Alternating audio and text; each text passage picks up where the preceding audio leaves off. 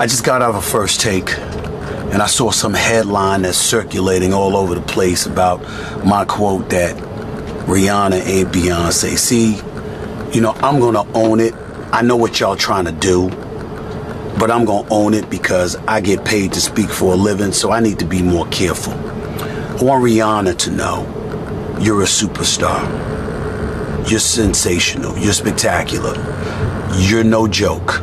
And you are a worthy person to be doing the Super Bowl halftime show. Having said all of that, I was answering a question from Sherry Shepherd, who took over the Wendy Williams show and now got her own thing going, and I'm very proud of her. And she asked me, with a bunch of sisters in the audience, what she asked me. Now, I'm a Beyonce fan. I think that Beyonce is not only a phenomenal performer, the phenomenal performer. And the only reason any kind of comparison came into play is because Beyonce performed at halftime of the Super Bowl, not just by herself, but one separate Super Bowl performance with Bruno Mars and Coldplay. And I thought those were two of the greatest shows that I've ever seen.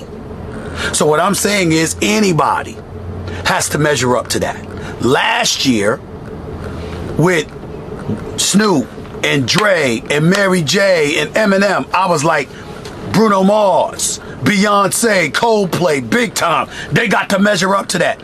Anybody who does Super Bowl or Super Bowl halftime show, forever I'm going to say Beyonce, Bruno Mars, Coldplay, and then Beyonce by themselves. Michael Jackson could still be alive, and I would say it's got to measure up to that. Eminem, who's one of my favorites, I would say that about him. Coldplay, when they talked about Coldplay initially for the Super Bowl, I was like, not enough. That can't measure up to Beyonce and Bruno Mars, or Bruno Mars by himself, or Beyonce by herself. I've always said that. I meant it as no disrespect to Rihanna. I know she's phenomenal, and she's my sister. Nothing but love for her. But Beyonce is my sister too. I got love for both of them. I just think that Beyonce is the greatest performer out there today. That's me. That doesn't mean I'm hating on anybody else. Doesn't mean I'm damn sure wishing for Rihanna to fail. I don't believe she's gonna fail. She's gonna be great. I'm just saying that I'm a Beyonce fan. That's all. That's it. Rihanna, go do your thing. I apologize for creating whatever brouhaha comes of this. I gotta be more careful where people twist it and turn it into something it ain't. My bad on that. Now I gotta go. Good luck, sweetie. Looking forward to seeing you perform at halftime during the Super Bowl. You know you gotta turn it out. You know you gotta turn it out. And I believe you will. All the best to you. Bye-bye. Yo, that was so let me straighten up the context of all of this. I couldn't put the clip up because YouTube would take it down. I believe it was the Sherry Shepherd show. I don't watch daytime talk shows, but I believe that's what it was. And the question of the Super Bowl halftime show came up, and Rihanna's set to be in this year coming up, and Stephen A. he prefers Beyonce. No, and me, I'm a Rihanna person more than her. But that's his personal opinion. The fact that he had to run to social media while he's in his Uber to make a please don't cancel me apology video, that is ridiculous. And I'll defend him on this one because that's his personal opinion. Why are you crucifying him for it? You want to know what people are really upset about and what people really care about? Just go in the shade room and look at the amount of comments on certain topics. 22,000 comments in 1 hour about this story. Y'all care so much about some of the wrong things. This is subjective. People have these conversations. Men, we have these conversations in the locker room, barbershop. Oh, which girl you think look better? Which one you would rather be with? That's regular talk. Hey, y'all ready to take this man's head off over a musical preference? He thought Beyonce set the standard when she performed, I believe it was Super Bowl 50. He thinks that was the peak of the performances. That was his preference. But the fact that man had to run online, and it's crazy because he's a shock jock. Don't get it twisted. He knew what he was doing when he came up there. I'm watching this earlier at the gym on the treadmill, and I'm seeing it on the TV, but it's on mute.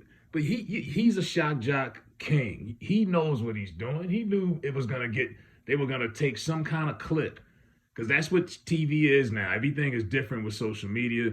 You do your talk show, like for example, First Take. They may have less than 500,000 viewers daily, but they can have one iconic moment during that one episode, chop it up in a 3 minute clip, put it on Twitter, 4 million people watch it in 30 minutes.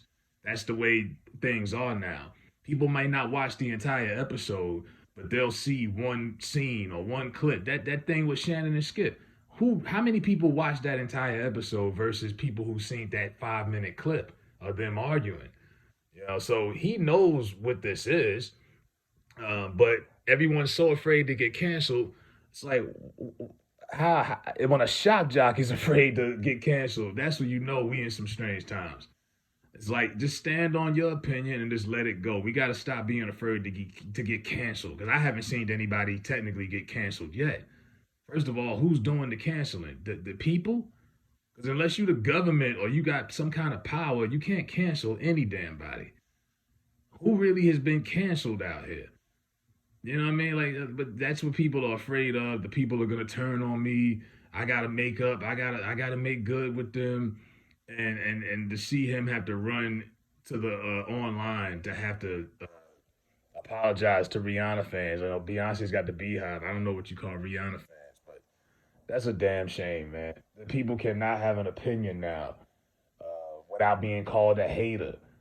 And when I say something and someone can't even argue with me or counteract what my opinion, and they just say, "Oh, you a hater," I'm like, all right, I'm not even about to argue with you because you probably eat crayons and play with your animal crackers before you eat them. Like, I mean, like people like that can't even come up with an opinion to counteract your opinion. They just call you a hater because you don't like what they like. There's a lot of childish people out here, and the fact that this man had to run to the internet, oh no, I can't have them do that to me. We got some big shows coming up. I can't. This man got like 8 shows, so he's definitely dependent on the people. But Stephen A. pisses people off all the time.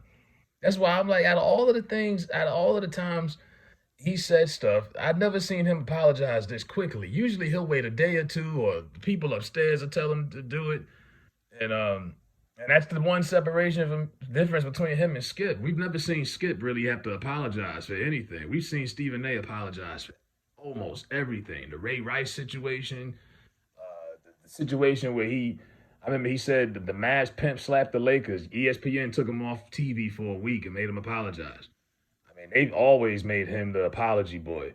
So he's used to it. It's something he definitely has the humility because he does it all the damn time. I'm just like, no, man, you shouldn't apologize for something that I'm pretty sure Rihanna's feelings were not hurt because Stephen A. Smith, someone she probably don't even know. You know what I mean? Who knows if she even watches sports, let alone talk shows? You're not hurting Rihanna's feelings. I'm pretty sure you're not. But yeah, Stephen A. has apologized for his difference in opinion over Rihanna and Beyonce.